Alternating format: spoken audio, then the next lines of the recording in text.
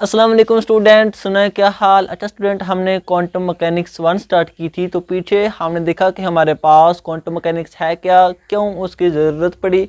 फिर हमने कंफर्म किया कि उस हमारे पास जो क्वांटम पार्टिकल था उसके साथ जो वेव एसोसिएटेड है वो हमारे पास सिंगल वेव नहीं बल्कि कई सारी वेव इकट्ठी उन्होंने ग्रुप बनाया, पैकेट बनाया, और वो पैकेट हमारे पास उस पार्टिकल के साथ मूव कर रहा है। हमने कंफर्म किया कि हमारे पास जो मैटर वेव होती है वो हमारे पास एक ग्रुप वेव होती है। उसके बाद हमने कुछ ऑपरेटर को देखा जो कि हमारे पास उस पार्टिकल के साथ जो वेव एसोसिएट थी उसकी इंफॉर्मेशन हमें देते थे। हमारे पास काइनेटिक एनर्जी ऑपरेटर पढ़ा, मोमेंटम ऑपरेटर पढ़ा, टोटल एनर्जी ऑपरेटर पढ़ा, और फिर हमने श्रोडिंगर इक्वेशन को पढ़ी जो कि हमारे पास उस क्वांटम पार्टिकल की कंप्लीट इंफॉर्मेशन देती थी, जो हमारे पास काइनेटिक एनर्जी के साथ साथ अगर वो उस रीजन में मूव करे जिसमें हमारे पास पोटेंशियल भी हो तो उस वक्त उस पार्टिकल की इंफॉर्मेशन हमें प्रोवाइड करती थी श्रोडिंगर इक्वेशन। तो श्रोडिंगर इक्वेशन हमें बेसिकली वेव फंक्शन देती है, उस हमारे पास पार्टिकल के साथ जो वेव जुड़ी होती है उसकी इक्वेशन देती है, जिसको हमने वेव फंक्शन का नाम दिया। और जब हमें वेव फंक्शन मिल जाए तो उस वेव फंक्शन से हम ऑल इंफॉर्मेशन इकट्ठी कर सकते हैं। तो आज हम देखेंगे कि हमारे पास डायराक नोटेशन, हमारे पास हम देखेंगे कि हमारे पास कैट और ब्रा है क्या। उसके बाद हम इनर प्रोडक्ट देखेंगे, उसकी कुछ प्रॉपर्टीज को देखेंगे, और फिर हम न्यूमेरिकल को भी सॉल्व करेंगे जो कि हमारे पास यूनिवर्सिटी में पूछे जाते हैं। और फिर हम ये भी देखेंगे कि हमारे पास हम इसको पढ़ ही क्यों रहे हैं, डायराक नोटेशन क्यों हम इसको पढ़ते हैं, क्या वजह थी कि हमें इसको पढ़ना पड़ा। तो ये सारे क्वेश्चन के आंसर इंशाल्लाह आपको लास्ट में मिल जाएंगे। तो मेरा नाम जाहिद इमरान और आपका ये चैनल फिजिक्स एकेडमी। तो चलें स्टार्ट करते हैं। हमारे पास जो डायराक नोटेशन था, तो स्टूडेंट हमारे पास सिंपली डायराक नोटेशन कुछ भी नहीं, हमारे पास जो वेव फंक्शन हमें मिलता है। क्या स्टूडेंट, हमारे पास जो हमें वेव फंक्शन मिलता है ये वाला, ये वेव फंक्शन को और इसके रिलेटेड हमारे पास जो क्वांटिटीज होती हैं इसको रिप्रेजेंट करने के लिए डायराक साइंटिस्ट था, उसने कुछ नोटेशन को यूज किया। उन नोटेशन का नाम हमारे पास डायराक नोटेशन या कैट एंड ब्रा नोटेशन है। स्टूडेंट, क्या हमारे पास सिंपली कुछ भी नहीं है, हमारे पास जिस तरह ये एक वेव फंक्शन था जो कि उस पार्टिकल के साथ जो वेव एसोसिएट थी उसकी इक्वेशन है। जिस तरह हमारे पास वेव में हम देखा कि हमारे पास उस वेव इक्वेशन को हम इससे रिप्रेजेंट करते थे। ये हमारे पास आगे फेज होता था तो हम उसको वाई से रिप्रेजेंट करते थे वेव में, लेकिन जब क्वांटम में आया तो क्वांटम में हमने उसको इस साई से रिप्रेजेंट कर दिया। ये हमारे पास सिंपली वाई जो है वो साई में कन्वर्ट हो गया। ये भी हमारे पास उस वेव फंक्शन जो है वो वेव की इक्वेशन होती है। जिस तरह ये वेव की इक्वेशन होती है इसी तरह हमारे पास ये अब वाई किस में कन्वर्ट हो गया, साई में। तो डायराक ने क्या किया, इसी वेव फंक्शन को रिप्रेजेंट करने के लिए कुछ नोटेशन को यूज किया जिसको हम डायराक नोटेशन कहते हैं या कैट एंड ब्रा नोटेशन कहते हैं। कुछ भी नहीं है, बस हमारे पास इस वेव फंक्शन को रिप्रेजेंट करने के, इसको एक नए अंदाज से रिप्रेजेंट करने के मेथड है, नाम है, जो कि हमारे पास डायराक नोटेशन कहलाता है। हम देखेंगे इसकी हमारे पास यूज है, तभी तो हम इसको पढ़े हैं। तो नहीं हमने बस इसको वेव फंक्शन को नया नाम देने के लिए डायराक को नोटेशन को ले आए, इसका यूज है वो हम इंशाल्लाह लास्ट पे देखेंगे। तो सिंपली इस वेव फंक्शन को रिप्रेजेंट करने के लिए कुछ हमारे पास एलिमेंट, कुछ नोटेशन थी, उस नोटेशन को हमने डायराक नोटेशन कह दिया। ये था हमारे पास सिंपली डायराक नोटेशन। अब हम देखते हैं कि वो हमारे पास नोटेशन है क्या थी, कौन कौन सी नोटेशन थी जो कि इस हमारे पास वेव फंक्शन को रिप्रेजेंट कर रही थी। तो अब हमारे पास जो पहला था वो हमारे पास था कैट, हमारे पास कैट। तो स्टूडेंट हमारे पास इस वेव फंक्शन को रिप्रेजेंट करने के लिए जो डायराक ने कहा, उसने कहा कि हम इस वेव फंक्शन को एक कैट से रिप्रेजेंट कर सकते हैं। और हमारे पास कैट की जो सिंबल होती है हमारे पास ये होती है, इस सिंबल को हम कहते हैं कैट। और इसमें हमारे पास वेव फंक्शन को हम इस तरह लिख सकते हैं, हमारे पास जो वेव फंक्शन था उसको हम इस तरह लिख सकते हैं इस कैट में। तो हमारे पास ये अब कैट बन जाएगा जो कि हमारे पास था सिंपली वेव फंक्शन ही, लेकिन हमने उसको रिप्रेजेंट इस तरह कर दिया। और हमारे पास जो कैट होता है वो हमारे पास एक हिल्बर्ट स्पेस का एलिमेंट होता है। अब हिल्बर्ट स्पेस हमारे पास क्या है, तो स्टूडेंट हमारे पास ऐसी स्पेस ध्यान से स्टूडेंट, हिल्बर्ट स्पेस हमारे पास एक ऐसी स्पेस, ऐसा रीजन होता है, जिस तरह हमारे पास ये रीजन है, हमारे पास स्पेस है ना हमारे इर्द गिर्द, ये 2D है और ये हमारे पास ऐसे स्पेस है। तो हिल्बर्ट स्पेस हमारे पास ऐसी स्पेस होती है जिसमें हमारे पास कई सारे पार्टिकल के वेव फंक्शन मौजूद होते हैं। फाई होता है, साई होता है, काई होता है, हमारे पास कई सारे पार्टिकल के वेव फंक्शन और स्केलर क्वांटिटीज उस स्पेस में मौजूद होती हैं। उस स्पेस को हम हिल्बर्ट स्पेस कहते हैं और वो हमारे पास ये कुछ क्वांटिटीज को भी हमारे पास फुलफिल करे तो उस वक्त वो स्पेस हिल्बर्ट स्पेस कहलाएगी, जिसमें हमारे पास कई सारे पार्टिकल के वेव फंक्शन और स्केलर क्वांटिटीज जिनकी हमारे पास डायरेक्शन ना हो, वो वाली क्वांटिटीज उस स्पेस में मौजूद होती हैं। तो हमारे पास जो पहला था, जो पहली प्रॉपर्टीज थी, पहले तो हमें पता होना चाहिए ना कि हिल्बर्ट स्पेस क्या है, क्योंकि कैट हमारे पास हिल्बर्ट स्पेस का एलिमेंट होता है, क्योंकि उसी स्पेस में तो ढेर सारे हमारे पास वेव फंक्शन होते हैं और कैट हमारे पास जो वेव फंक्शन है उसी स्पेस में से हमने ये एक उठा लिया है। तो हमारे पास कैट उस हिल्बर्ट स्पेस का एक एलिमेंट है। अब हिल्बर्ट स्पेस में से हमारे पास ये होगा कि अगर दो हमारे पास वेव फंक्शन हिल्बर्ट स्पेस में है, उनको हम प्लस करें, ये हमारे पास साई है, ये फाई है, तो हमारे पास आंसर एक नया फंक्शन काई मिलना चाहिए। हमारे पास अगर उस हिल्बर्ट स्पेस में दो फंक्शन को उठाएं, उनको जमा करें, तो रिजल्ट में हमें एक नया फंक्शन मिलना चाहिए, उसको हम काई कहते हैं। ये उसकी पहली प्रॉपर्टीज थी। अगर नया फंक्शन नहीं मिलता, चाहे उस स्पेस में कई सारे एलिमेंट है, उसको हम हिल्बर्ट स्पेस नहीं कहेंगे। ये हम लास्ट पे डिटेल पे देखेंगे हिल्बर्ट स्पेस का, ये एक अलहदा हमारे पास लेक्चर होगा, लेकिन हमें कुछ तो पता होना चाहिए ना कि हिल्बर्ट स्पेस है क्या। उसमें हमारे पास दूसरा ये कि ये उसमें जो हमारे पास वेव फंक्शन होते हैं, ये हमारे पास कम्यूटेटिव प्रॉपर्टी को होल्ड करते हैं। अगर हमने साई और हमारे पास फाई को जमा किया, तो अगर ये इक्वल होगा हमारे पास फाई और साई के, ये हमारे पास कम्यूटेटिव प्रॉपर्टी होती है कि अगर हम जगह चेंज भी कर दे तो आंसर हमारे पास सेम आना चाहिए। इसी तरह हमारे पास हिल्बर्ट स्पेस में जो वेव फंक्शंस होंगे पार्टिकल के, वो एसोसिएटिव प्रॉपर्टी को भी होल्ड करते हैं, कम्यूटेटिव को भी करते हैं और एसोसिएटिव प्रॉपर्टी को भी होल्ड करते हैं। तो ये वो उस हिल्बर्ट स्पेस की हमारे पास कुछ प्रॉपर्टीज थी। तो हमारे पास जो कैट था वो हमारे पास उस हिल्बर्ट स्पेस का एलिमेंट था, जो कि सिंपली वेव फंक्शन था। अब हमारे पास जो नेक्स्ट आता है वो हमारे पास आता है ब्रा। तो हमारे पास स्टूडेंट जो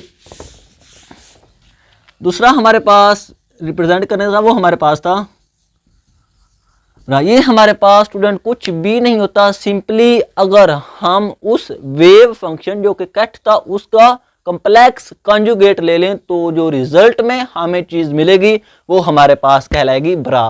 क्या स्टूडेंट, हमारे पास अगर हम वेव फंक्शन जो कि हमारे पास कैट था उसका कॉम्प्लेक्स कॉन्जुगेट ले ले, तो जो रिजल्ट में हमें क्वांटिटीज मिलेगी वो हमारे पास होगी ब्रा।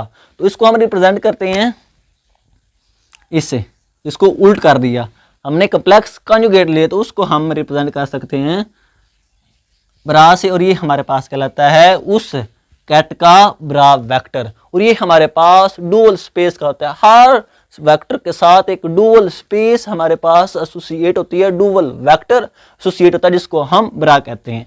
तो ये सिंपली क्या था, हमने क्या किया, उस कैट का हमने क्या लिया, कॉम्प्लेक्स कॉन्जुगेट,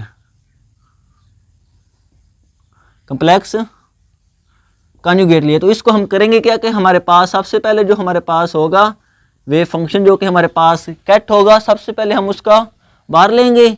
हमारे पास अगर अयोटा है तो उसको प्लस में, तो उसको माइनस में कर देंगे, अगर माइनस में तो उसको हम प्लस में कर देंगे, और फिर हम इसके ऊपर ट्रांसपोज ले लेंगे। तो जो हमारे पास फाइनली चीज आएगी, पहले हमने बाहर लिया, अयोटा प्लस को माइनस में किया, माइनस को प्लस में किया, और फिर उस हमारे पास बाहर लेने के बाद ट्रांसपोज किया। अगर हमारे पास वेव फंक्शन हुआ, हमारे पास जो था उसके, हमारे पास अगर वेव फंक्शन जो था हमारे पास ये एक वेव की फॉर्म में हो सकता है और एक हमारे पास ये मैट्रिक्स की फॉर्म में हो सकता है। अगर तो वेव की फॉर्म में हुआ तो फिर हमें सिंपली उसका बाहर लेना पड़ेगा, प्लस को माइनस, प्लस अयोटा को माइनस में और माइनस को प्लस में कन्वर्ट करना पड़ेगा बस। अगर हमारे पास मैट्रिक्स की फॉर्म में हुआ वेव फंक्शन तो उसके साथ साथ हमें उसका ट्रांसपोज भी लेना पड़ेगा, रो को कॉलम में कन्वर्ट करना पड़ेगा। तो हमारे पास जो फाइनली इस हमारे पास कैट का बाहर लेने से और उसका ट्रांसपोज लेने से जो रिजल्ट में चीज मिलेगी वो हमारे पास कहलाएगी उस कैट का ब्रा, और ये हमारे पास डुअल स्पेस नेचर का होता है। तो कुछ भी नहीं है हमारे पास, सिंपली कम्प्लेक्स कंजुगेट है कैट का, जो कि हमारे पास कहलाता है ब्रा। तो ये थी हमारे पास कैट ब्रा नोटेशन, इसलिए हम इसको कैट ब्रा नोटेशन भी कहते हैं। ये हमारे पास ब्रैकेट से निकला था, जो लफ्ज़ है ना ब्रैकेट, ये हमारे पास कैट और ये हमारे पास ब्रा। तो ये हमारे पास इस ब्रैकेट से लफ्ज़ निकला था, और कैट सिंपली वेव फंक्शन है और उसका कॉम्प्लेक्स कॉन्जुगेट हमारे पास ब्रा कहलाता है। अब इस कैट और ब्रा की हमारे पास कुछ प्रॉपर्टीज़ हैं, हम उनको देखते हैं। तो स्टूडेंट हमारे पास जो पहली प्रॉपर्टीज़ है वो ये कहता है कि हमारे पास हर कैट का एक यूनिक ब्रा होगा। क्या स्टूडेंट, हमारे पास हर कैट का एक यूनिक ब्रा होगा। अगर हमारे पास ये वेव फंक्शन मैट्रिक्स की फॉर्म में है 2 आयोटा, और हमेशा याद रखना स्टूडेंट, कैट एलिमेंट हमारे पास कॉलम की फॉर्म में होगा और ब्रा एलिमेंट हमेशा हमेशा हमारे पास रो की फॉर्म में होगा। इंपॉर्टेंट एमसीक्यूज भी है ये कि कैट हमारे पास कॉलम की फॉर्म में और ब्रा हमारे पास रो की फॉर्म में होता है, ये हमेशा याद रखना। तो ये हमारे पास अगर कोई एक कैट एलिमेंट है तो इसका हमारे पास जो ब्रा होगा वो एक यूनिक होगा, जो कि इसका ही ब्रा होगा, किसी और कैट का वो हो ही नहीं सकता। तो इसका ब्रा हमारे पास क्या है, पहले हम इसका बार लेते हैं, फिर हम इसका क्या लेंगे, ट्रांसपोज, जो कि हमारे पास होगा 2 माइनस आयोटा, और इस हमारे पास कैट का यही ब्रा हो सकता है हमारे पास, जो कि एक यूनिक है। इसके अलावा इस कैट का कोई ब्रा नहीं हो सकता। तो हर कैट का एक यूनिक ब्रा होता है, हर वेव फंक्शन का एक कॉम्प्लेक्स कॉन्जुगेट यूनिक होता है, मखसूस होता है, जो कि उसी का ही हो सकता है। ये था हमारे पास कैट का ब्रा। ये तो पहले प्रॉपर्टी थी। और हमारे पास इसमें एक कॉमन नोटेशन भी होती है कि हमारे पास अगर ये एक कोई स्केलर, हमारे पास स्केलर क्वांटिटी अगर इस वेव फंक्शन के साथ मल्टीपल हो, अगर हम इसको बाय लिखना चाहें तो हम इसको लिख सकते हैं, क्योंकि ये हमारे पास एक स्केलर क्वांटिटी है, तो ये हमारे पास ऐसे बाहर आ सकती है और कैट हमारे पास ऐसे ही रहेगा। इसी तरह बिल्कुल हमारे पास ब्रा में भी यही होता है कि अगर कोई हमारे पास मौजूद है स्केलर क्वांटिटी जो कि हमारे पास इसके साथ मल्टीपल हो रही है, तो वो भी हमारे पास बाहर आ सकती है, लेकिन वो हमारे पास किसकी फॉर्म में आएगी, कम्प्लेक्स कॉन्जुगेट की फॉर्म में, क्योंकि कैट जो ब्रा था वो कैट का कम्प्लेक्स कॉन्जुगेट था, तो वो ये हमारे पास बाहर आ गया। और पीछे हम इसको ऐसे ही लिख सकते हैं जिस तरह हमने इसको लिखा था। तो ये हमारे पास कुछ कैट और ब्रा की प्रॉपर्टीज होती हैं। तो अब हम देखते हैं इनर प्रोडक्ट। हम स्टूडेंट लास्ट पे देखेंगे कि हम क्यों पढ़ रहे हैं इसको, ये जो नोटेशन है इनको हम क्यों पढ़ रहे हैं, फिर हम देखेंगे कि क्या वजह थी कि हमारे पास इसकी ज़रूरत पड़ी। तो अब हम देखते हैं इनर प्रोडक्ट वो हमारे पास है क्या, और उसके बाद उसकी कुछ प्रॉपर्टीज हमारे पास, फिर हम कुछ न्यूमेरिकल को सॉल्व करेंगे और देन हम देखेंगे कि क्यों हमें इसकी ज़रूरत पड़ी। तो अब हम देखते हैं हमारे पास inner product. Inner product student हमारे पास कुछ भी नहीं होता। हम एक ब्रा को लें और एक कट को लें और दोनों को मल्टीपल कर दें, तो जो रिजल्ट में हमारे पास प्रोडक्ट आएगा वो हमारे पास कहलाता है इनर प्रोडक्ट। क्या स्टूडेंट, हमारे पास क्या करना, एक ब्रा को उठाना है, एक कैट को उठाना है, दोनों को मल्टीपल कर देना है, तो जो रिजल्ट में हमारे पास प्रोडक्ट में चीज आएगी वो हमारे पास कहलाएगी इनर प्रोडक्ट। क्या स्टूडेंट, एक ब्रा को उठाया, एक कट को उठाया, दोनों को मल्टीपल किया, जो रिजल्ट में हमें चीज मिली वो हमारे पास कहलाएगी इनर प्रोडक्ट। तो बिल्कुल उसी तरह हमने एक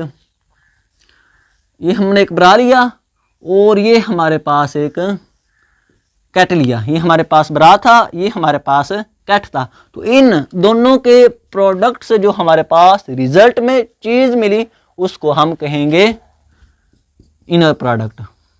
हमारे पास वो कहलाएगा इनर प्रोडक्ट। क्या स्टूडेंट, हमारे पास ब्रा और कैट को इकट्ठा किया, उनको मल्टीपल किया, तो जो रिजल्ट में हमें चीज मिली उसको हम कहते हैं इनर प्रोडक्ट। अब सिंपली है तो ये इतना सारा इनर प्रोडक्ट। अब हम देखते हैं कि इसकी कुछ प्रॉपर्टीज क्या हैं। इनर प्रोडक्ट ये था कि हमारे पास ब्रा और कैट मल्टीपल होते हैं, और जो आउटर प्रोडक्ट होता है उसमें हमारे पास कैट और ब्रा मल्टीपल होते हैं। इसमें ब्रा कैट, आउटर प्रोडक्ट में हमारे पास कैट और ब्रा होता है। ये हमारे पास एक कैट होता है और ये एक हमारे पास ब्रा होता है। तो हमारे पास ये इस तरह होगा। ये हमारे पास क्या होता है, आउटर प्रोडक्ट। इसका हमारे पास एक अलग लेक्चर होगा। तो आउटर प्रोडक्ट हमारे पास क्या आता है, कैट और ब्रा को इकट्ठा करें तो आउटर प्रोडक्ट, और हमारे पास एक ब्रा और एक कैट को इकट्ठा करें तो हमारे पास इनर प्रोडक्ट रिजल्ट में मिलता है। अब इस इनर प्रोडक्ट की भी हमारे पास कुछ प्रॉपर्टीज है हमारे पास। अब सबसे पहले और इम्पोर्टेंट जो प्रॉपर्टीज है वो हमारे पास होती है कि हमारे पास अगर दो वे फंक्शन है उनका हमारे पास इनर प्रोडक्ट है तो वो हमारे पास कभी भी इक्वल नहीं होगा अगर हम उनकी जगह को चेंज कर दें। तो ये याद रखना स्टूडेंट, बहुत ही इंपॉर्टेंट एमसीक्यूज के हमारे पास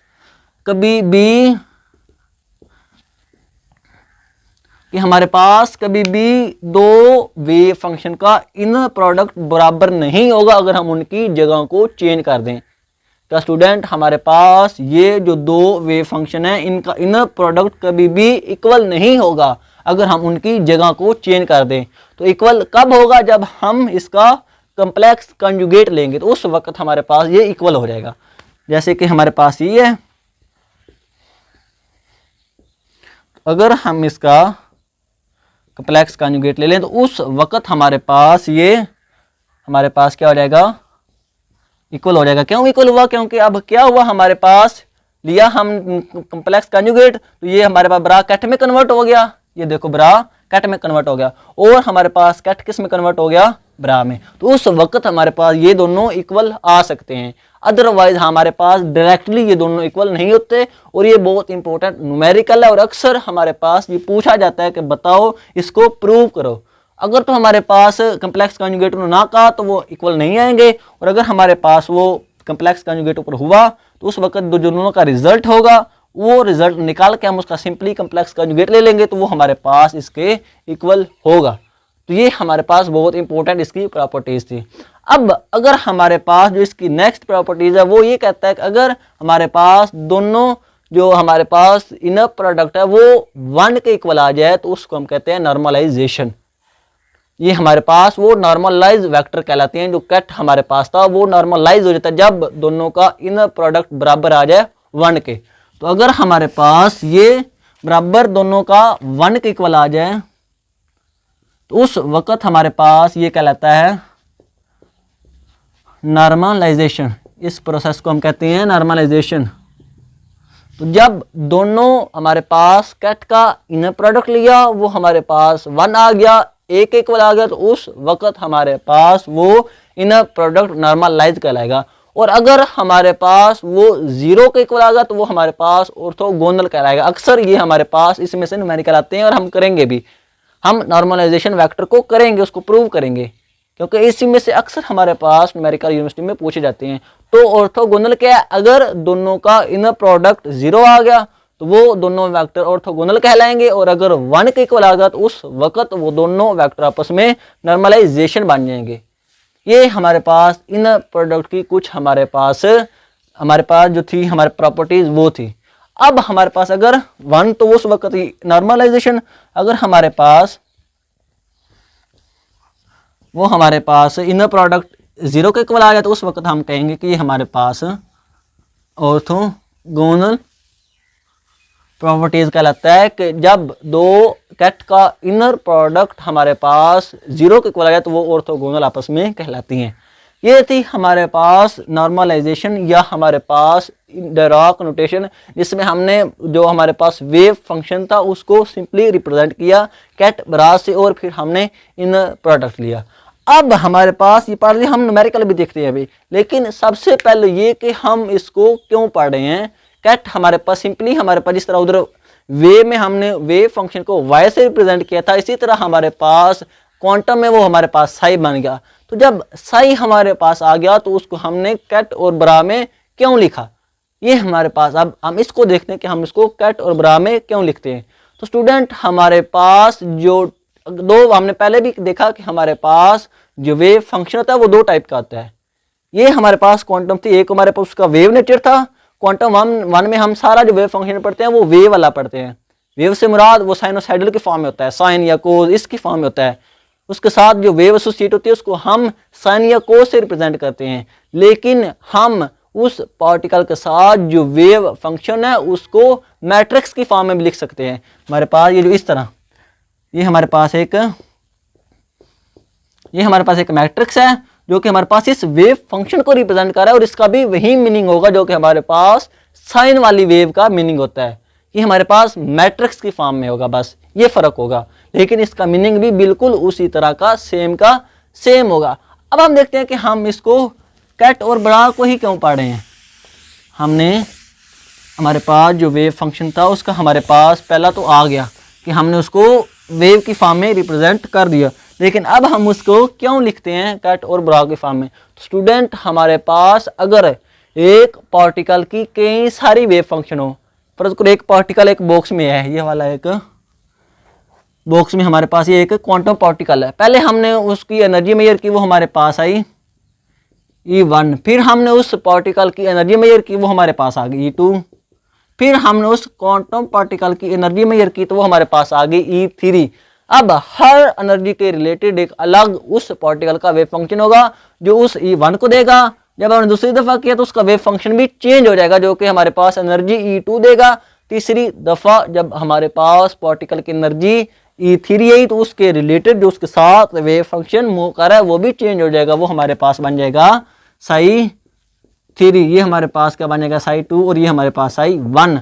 अब अगर हमने इस पार्टिकल का एक वेव फंक्शन लिखना हो, ये तो हमारे पास कई सारे वेव फंक्शन शो कर रहा है, कई सारी एनर्जी हमारे पास मिल रही है, लेकिन हमारे पास इन सब वेव फंक्शन को इकट्ठा करके एक वेव फंक्शन लिखना जो कि इस पार्टिकल की हमारे पास जो हमारे पास क्वांटिटीज है उसको शो करे, हमें सारी इंफॉर्मेशन दे, कब वही 1 देगा, कब वही 2 देगा, कब वही 3 देगा, एक वेव फंक्शन से। ये तो सारे वेव फंक्शन है, एक वेव फंक्शन से अगर हमें मिले तो उसको हम कहते हैं superposition of wave function. Wave function को हमने इकट्ठा करके एक अलग वेव फंक्शन ले लिया तो उसको हम इससे रिप्रेजेंट कर सकते हैं। ये हमारे पास इधर एक स्केलर क्वांटिटी होगी और हमारे पास इधर ये psi1, इधर फिर हमारे पास स्केलर क्वांटिटी, ये हमारे पास psi2, इधर फिर हमारे पास एक स्केलर क्वांटिटी, ये हमारे पास psi3 होगा। और अगर अब हमारे पास ये वेव फंक्शन किसकी फॉर्म में है, सुपरपोजिशन की फॉर्म में एक वेव फंक्शन के मिलकर हमें बना है। अब जब हम इस वेव फंक्शन को सोल्व करेंगे तो उस वक्त हमें ज़रूरत पड़ती है कैट एंड ब्रा की। क्या स्टूडेंट हमारे पास जब हम इस तरह के वेव फंक्शन को सोल्व करें या हमारे पास जो वेव फंक्शन मैट्रिक्स की फॉर्म में हो, उस वक्त जो वेव फंक्शन को रिप्रेजेंट करेंगे वो हमारे पास मैट्रिक्स की फॉर्म में होगा। जिस तरह हमारे पास इनर प्रोडक्ट होता है ना स्टूडेंट, हमारे पास यही होता है ना हमारे पास इनर प्रोडक्ट, इसको हम वेव की फॉर्म में लिखे तो हमारे इंटीग्रेशन की फॉर्म में लिखे तो हम इसको इस तरह भी लिख सकते हैं। ये हमारे पास इंटीग्रेशन की फॉर्म में, तो ये हमारे पास कैट और ब्रा की फॉर्म में होता है। तो अगर हमारे पास वेव फंक्शन की शक्ल साइन वाली है, वो हमारे पास वेव की फॉर्म में साइनोसाइडल या हमारे पास कोस की वेव की फॉर्म में है, तो उस वक्त हम इस हमारे पास फार्मूले को यूज करेंगे जो कि हमारे पास इंटीग्रेशन वाला होगा।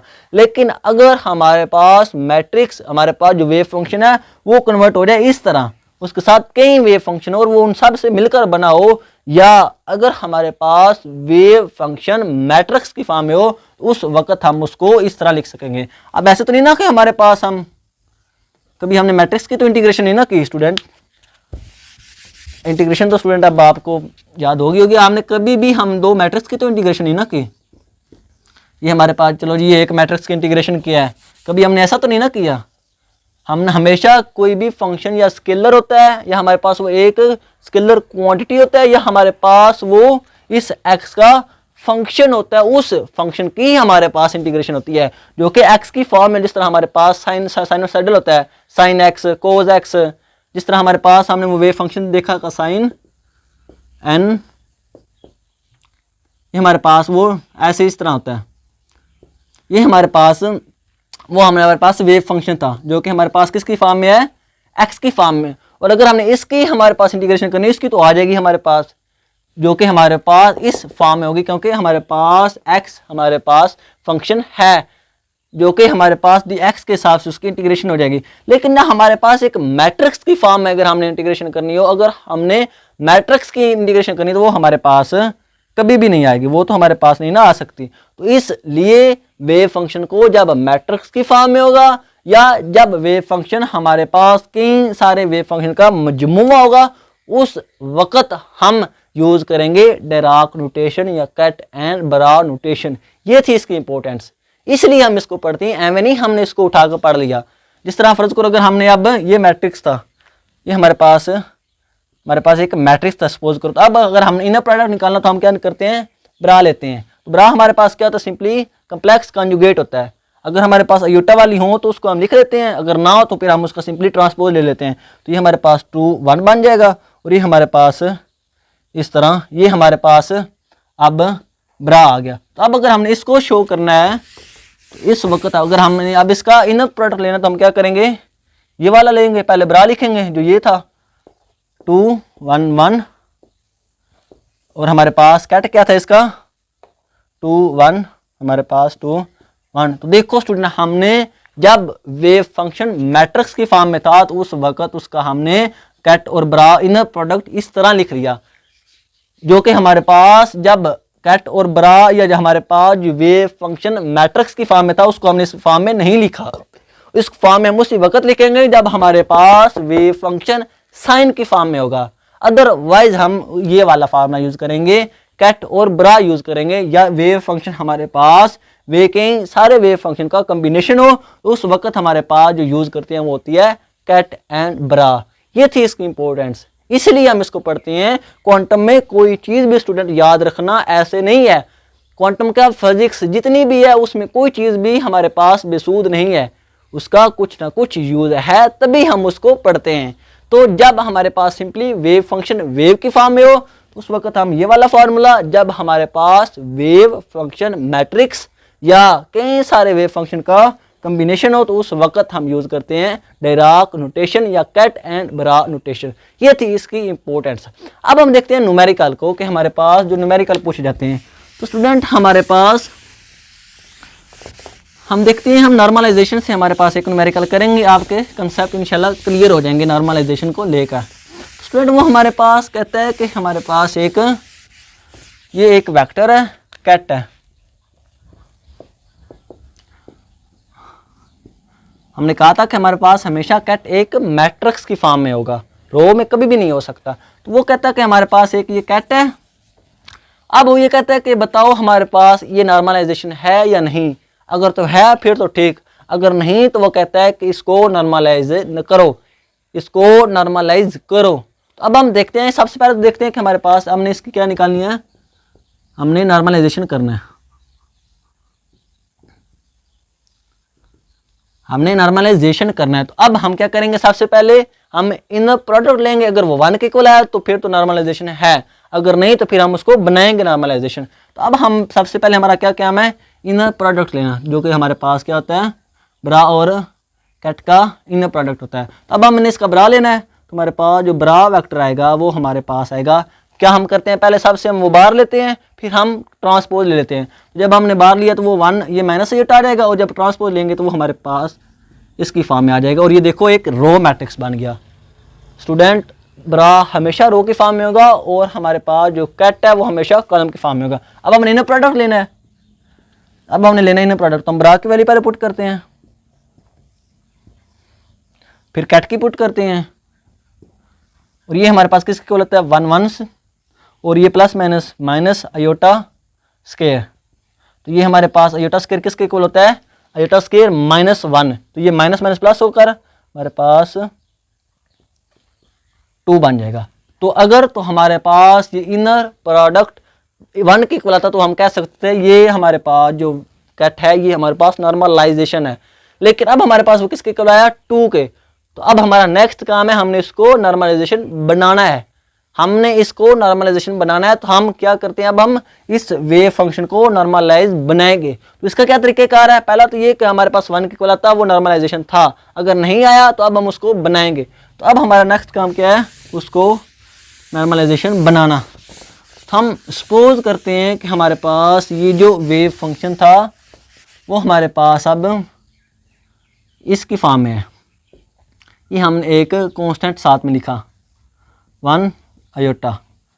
अब हमने ये एक कांस्टेंट लिखा, जब हम कहेंगे कि हमारे पास ये वाला वेव फंक्शन अब नॉर्मलाइज है, तो अगर ये वाला वेव फंक्शन नॉर्मलाइज है तो इसका हमारे पास ज़ाहिर बात है फिर जो इनर प्रोडक्ट है वो भी 1 के इक्वल होगा। तो हमारे पास ये पहले ब्रा लेते हैं, ब्रा हमारे पास इसका आएगा ए कॉम्प्लेक्स कंजुगेट और साथ में हमारे पास 1 माइनस आयोटा। हम वैल्यू पुट कर देते हैं इधर। जब हमने ब्रा की वैल्यू पुट की तो ए स्टार लिखा, साथ में हमारे पास 1 माइनस आयोटा और साथ में अब हमारे पास ये जो कैट था। अब हमारे पास ए और ए स्टार हमारे पास स्टूडेंट इक्वल होते हैं, ये हमारे पास ए स्क्वायर के इक्वल होते हैं। तो अब हमारे पास ये आ गए स्क्वायर के और ये हमारे पास हमने कहा था कि ये अब नॉर्मलाइज है। जब सिंपली ये था कैट तो उस वक्त हमारे पास वो 2 के इक्वल आ रहा था। अब हमने कहा कि कैट हमारे पास साथ में एक हमारे पास स्केलर क्वांटिटी आ गई है, तो उस वक्त हम कहेंगे कि ये नॉर्मलाइज है, तभी हमने साथ में स्केलर लिखा। तो नॉर्मलाइज है तो हमारे पास वो किसके इक्वल होगा, 1 के। जब नॉर्मलाइजेशन है तो फिर वो 1 के इक्वल होगा। अब हमारे पास ये क्या बन गया, ये ए और ए स्क्वायर मिल गए, ये हमने पहले निकाल लिया था, तो ये हमारे पास 2 आ गया और ये किसके इक्वल है, 1 के। तो अब हमारे पास यहाँ से ए क्या आ जाएगा, ये उधर नीचे जाकर डिवाइड हो जाएगा और हमारे पास अंडर रूट आ जाएगा। तो 1/2 अंडर रूट किसकी वैल्यू है, ए की। तो हमारे पास जो साई बना वो क्या था, 1/2 अंडर रूट और साथ में ही हमारे पास कैट। तो इस जब ये वाला वेव फंक्शन हम यूज करेंगे तो फिर हमारे पास दोनों का इनर प्रोडक्ट 1 आएगा, 1 आएगा। ये हमने नया कट निकाला, वो वाला कट था वो हमारे पास 2 के इक्वल था, वो नॉर्मलाइज नहीं था। जब हमने ये वाला वेव फंक्शन यूज करेंगे, ये वाला कट यूज करेंगे तो फिर हमारे पास 1 आएगा। कैसे आएगा स्टूडेंट हमारे पास, क्योंकि इसका और इसका तो हमारे पास हमें पता कि ये हमारे पास क्या है, 2, हमारे पास वो 2 के इक्वल है। इन दोनों का रिजल्ट हमारे पास किसके इक्वल था, 2 के। और जब हमने इन दोनों को मल्टीपल किया हमारे पास, तो हमारे पास क्या आ रहा था, ए स्क्वायर। तो 1/2 जो हमारे पास इसके साथ मल्टीपल हो रहा है, ये हमारे पास कैट है ना। जब ब्रा लेंगे तो वो ब्रा भी तो हमारे पास इसके साथ ही आएगा ना। जब हमने इसका और इसको कैट का 1/2 अंडर रूट और ब्रा का 1/2 अंडर रूट को मल्टीपल किया तो वो हमारे पास 1/2 बनेगा। और इन दोनों का रिजल्ट हमारे पास क्या बनेगा, हमारे पास स्टूडेंट क्या था, इन कैट का 1/2 अंडर रूट और ब्रा का 1/2 अंडर रूट क्या बनेगा, 1/2 और साथ में हमारे पास क्या था, ये वाला और इसका ब्रा। तो उन दोनों का रिजल्ट क्या था, सिंपली 2। तो वो हमारे पास 2 मल्टीपल होकर 1 बन जाएंगे। तो ये था इसके पीछे लॉजिक थे। हम जब सिंपली कट लिया तो उस वक्त वो 2 के इक्वल आता, लेकिन जब हमने साथ में कोफिशिएंट लिया और उसको 1 के इक्वल रखा तो हमने कहा कि ये नॉर्मलाइज है। जब ए की वैल्यू आई 1/2 अंडर रूट, तो उस वक्त अगर हम उनको इनर प्रोडक्ट लें तो वो हमारे पास 1 के इक्वल आएगा, क्योंकि 1/2 अंडर रूट कैट का और 1/2 अंडर रूट ब्रा का मल्टीपल होकर 1/2 आ जाएंगे। और 2 हमारे पास जो इन दोनों का इनर प्रोडक्ट था वो था, तो दो से हमारे पास कट जाएगा। तो फाइनली हमारे पास 1 आएगा, जो ये बताता है कि हमारे पास ये जो कट है ये हमारे पास नॉर्मलाइज है। तो ये था हमारे पास कैट और ब्रा नोटेशन। तो आई होप आपके सारे कंसेप्ट क्लियर हो गए कि हमारे पास कैट है क्या, ब्रा क्या है, इनर प्रोडक्ट क्या है, उनकी प्रॉपर्टीज क्या है, हमारे पास क्यों हम इनको पढ़ते हैं, और हमारे पास जो इंपॉर्टेंट न्यूमेरिकल आते हैं यूनिवर्सिटी में वो हमारे पास क्या थे। तो आज के लिए इतना ही, इंशाल्लाह मिलेंगे अगली वीडियो में। ओके, अल्लाह हाफिज़।